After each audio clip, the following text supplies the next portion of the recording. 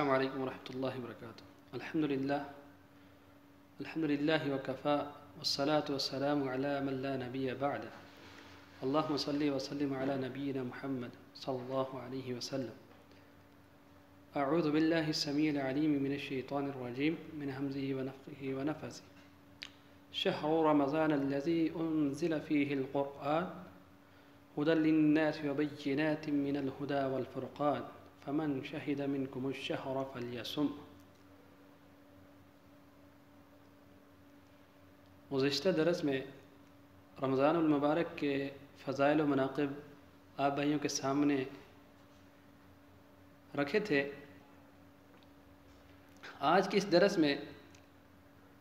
چونکہ رمضان المبارک کو اب باقی 2 دن رہ گئے ہیں یا 3، تو اس حوالے سے بعض لوگوں کی کچھ غلط فہمیاں ہیں جن کی وجہ سے وہ کچھ ایسے عمل کرتے ہیں جو شریعت کے مخالف ہوتے ہیں۔ ان میں سے ایک عمل رمضان المبارک سے پہلے 1 یا 2 دن کا روزہ رکھنا، یا ایسی رمضان المبارک کے استقبال میں کام کرنا جو شریعت میں ثابت نہیں۔ اور دوسری قسم ان لوگوں کی ہے کہ جو اولو الامر کے چاند پہ اعتبار نہیں کرتے، یعنی جو ان کی طرف سے کمیٹی مقرر ہوتی ہے چاند دیکھنے کے لیے یا جن کی ذمہ داری لگائی جاتی ہے، ان کا جب فیصلہ آتا ہے چاند دیکھا گیا یا نہیں دیکھا گیا تو اس پہ جو ہے وہ عمل نہیں کرتے، بلکہ اپنی طرف سے ایک الگ سا جو ہے وہ سسٹم بنانے کی جو ہے کوشش کرتے ہیں۔ تو ہم دیکھیں گے کہ شریعت ہماری کیا رہنمائی کرتی ہے۔ پہلی بات کی طرف ہم آتے ہیں تو صحیح بخاری اور صحیح مسلم روایت نمبر 1082،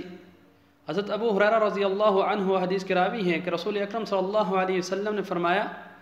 لا يتقدمن احدكم رمضان بصوم يوم او يومين، کہ تم میں سے کوئی بھی ہرگز رمضان المبارک سے پہلے 1 یا 2 دن کا روزہ نہ رکھے، الا مگر وہ شخص کان یصوم صومہ فلیصم، کہ جس کی عادت تھی کہ وہ عادت کے مطابق روزہ رکھا کرتا تھا تو وہ روزہ رکھے اس دن۔ اس حدیث پاک کا مفہوم یہ ہے کہ رمضان المبارک سے پہلے، یعنی اگر تو مہینہ 30 کا ہے 30 کے دن اور 29 کو روزہ نہ رکھے، اگر 29 کا ہے 29 اور 28 کو روزہ نہ رکھے، یعنی 28 29 شعبان کا یا 29 اور 30 شعبان کا روزہ نہ رکھے۔ مگر ایک آدمی کو استثناء دیا گیا ہے جس کی عادت تھی یا جو روزے رکھتا تھا۔ اس سے کیا مراد ہے؟ اس سے وہ شخص مراد ہے چونکہ ہفتے میں 2 روزوں کے متعلق جو ہے شریعت میں ہمیں ملتا ہے کہ سوموار اور جمعرات کا روزہ رسول اکرم صلی اللہ علیہ وسلم سے ثابت ہے۔ رسول اللہ صلی اللہ علیہ وسلم نے اس دن بتلایا کہ اس دن اعمال جمعرات اور سوموار کو اعمال جو ہے پیش کیے جاتے ہیں، تو اس لیے میں پسند کرتا ہوں کہ ان دنوں میں جو ہے میں روزہ رکھوں۔ تو جو شخص جس کی عادت ہے وہ سوموار اور جمعرات کے روزے جو ہے عام دنوں میں رکھا کرتا تھا، تو اگر جو ہے جمعرات اور سوموار کا دن جو ہے 28 29 یا 30 شعبان میں سے ان دنوں میں سے کسی ایک دن میں موافق آ جاتا ہے تو روزہ رکھ لے۔ اس کے علاوہ اگر جس کی عادت نہیں تھی تو اس کو جو ہے روزہ نہیں رکھنا چاہیے، چونکہ اگر وہ روزہ رکھنے کی کوشش کرے گا تو حضرت عمار رضی اللہ عنہ بیان کرتے ہیں، فرماتے ہیں کہ جس شخص نے یوم الشک کا روزہ رکھا تو اس نے ابوالقاسم کی نافرمانی کی،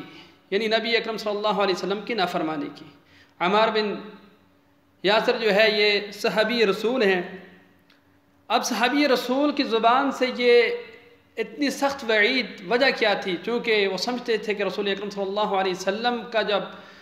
نہیں آ گئی ہے آپ کی طرف سے کہ 2 دن جو ہے رمضان سے قبل جو ہے روزہ نہیں رکھنا، جب نہیں آئی ہے تو نہیں جو ہے یہ تحریم پہ دلالت کرتی ہے، تو گویا کہ اب جو ہے ان 2 روز رسول اللہ صلی اللہ علیہ وسلم کے امر کی مخالفت، یعنی ان کے برعکس جو ہے روزہ رکھنے کی کوشش کرتا ہے،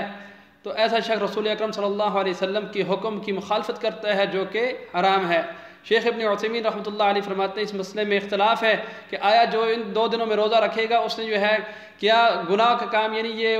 تحریم والا کام کیا ہے یا مکروہ کام کیا ہے؟ تو پھر آخر میں کہتے ہیں کہ راجح بات یہی ہے کہ اس نے جو ہے تحریم والا کام کیا ہے۔ دوسرا مسئلہ کہ لوگ جو ہے